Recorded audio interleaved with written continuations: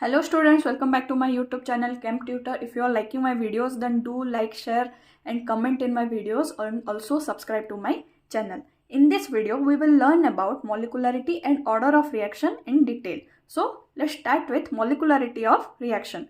The definition of molecularity of reaction is this, that is, it can be determined by counting or adding total number of reactants taking part in the rate determining step of a chemical reaction.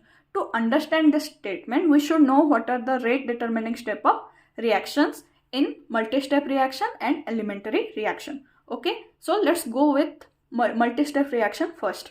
So in case of a multi-step reaction, step 1 here is A gives rise to B, B gives rise to C, and C gives rise to D. And the final step is, this is not a step, this is the final reaction. Okay, so this reaction, this particular reaction goes through 3 different steps: step 1, step 2 and step 3. Out of this 3 reaction, one of these 3 steps, one of the step will be the slowest taking step. Okay, and this slowest taking step will be the rate determining step. Understood? Rate determining step, the slowest step. Okay, so here molecularity of a reaction is the total number of reacting species taking part in the rate determining step of the reaction. Okay, in this case step 2 is the slowest, that's why it is the rate determining step, and here total number of reacting species taking part are only 1. So in this case the molecularity of reaction is 1. Okay, but in case of elementary reaction, elementary reactions are only one step reaction. Okay, for example, AB gives rise to A plus B, only one step. There won't be multiple steps here. Okay, only one step. In such cases, we simply count the number of reactants in the chemical reactions. Okay, so in such cases, for elementary reactions, total number of reacting species,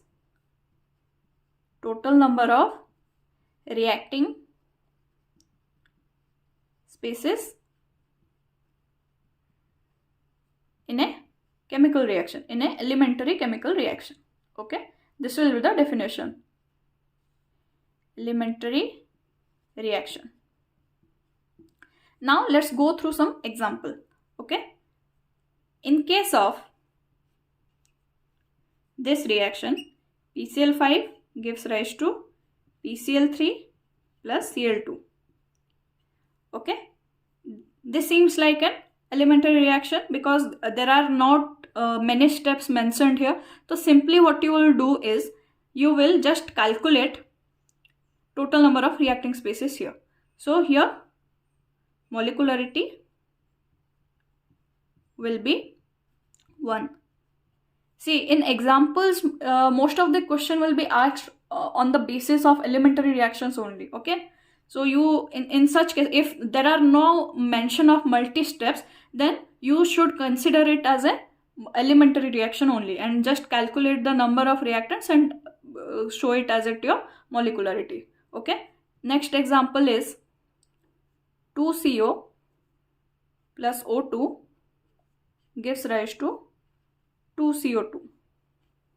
Okay, here also no multiple steps are mentioned, so we will consider it as a elementary reaction. Then what will be the molecularity? 2 plus 1, that is 3. Okay, but a hypothetical reaction is given, that is AB plus C gives rise to D. First, D gives rise to E. Slow E gives rise to F. Fast Here multiple steps are mentioned. So what you will do is, to calculate molecularity in such case, you will consider the slowest step, because slowest step is the rate determining step.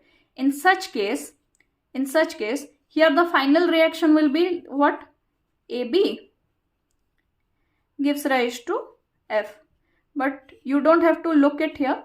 If multiple steps are given, you consider the slowest step as the rate determining step and calculate the number of reactants present in the slowest step of the reaction, and here and write its molecularity. Here molecularity will be 1. This molecularity is determined from the slowest step of the reaction, that is the rate determining step of the reaction. And there are some points like molecularity of a reaction cannot be 0.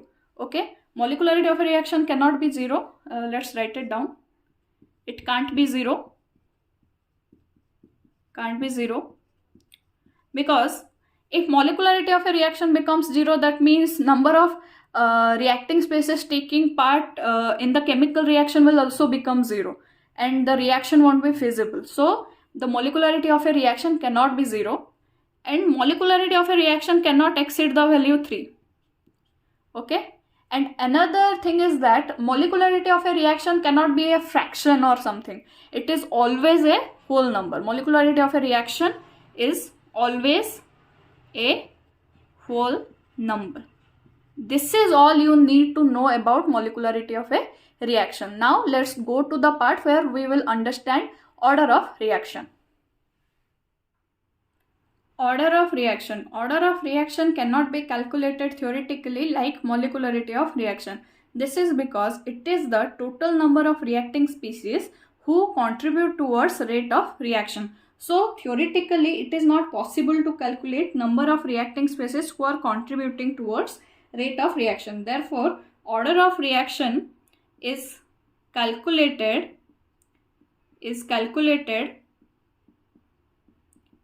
experimentally only.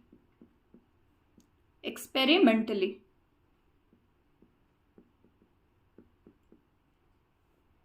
Also, there are many reactions in which the reactants do not contribute towards rate of reaction. Therefore, order of such reactions are 0. So, what is another conclusion? Order of reactions can be 0. Okay. So let's consider such an example where order of reaction is 0. Here the example is H2 plus Cl2 gives rise to 2HCl. Here experimentally it was found that order of this particular reaction is 0, because the rate of reaction do not depend on concentration of either H2 or Cl2. So order of this reaction is 0. Here there are some points which could be noted, that molecularity can be calculated. Molecularity can be calculated simply by observing or looking at the balanced chemical equation.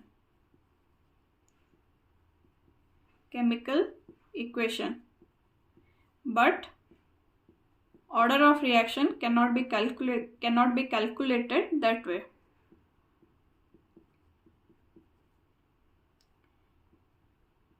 Cannot be calculated that way. So the basic difference between order and molecularity is, molecularity can be calculated theoretically, but order is calculated experimentally. The value of molecularity cannot be 0, but the value of order of reaction can be 0 sometimes. And molecularity can simply be calculated by simply observing the balanced chemical equation. But order cannot be calculated that way. Order should always be calculated experimentally. This is all about order and molecularity of reaction.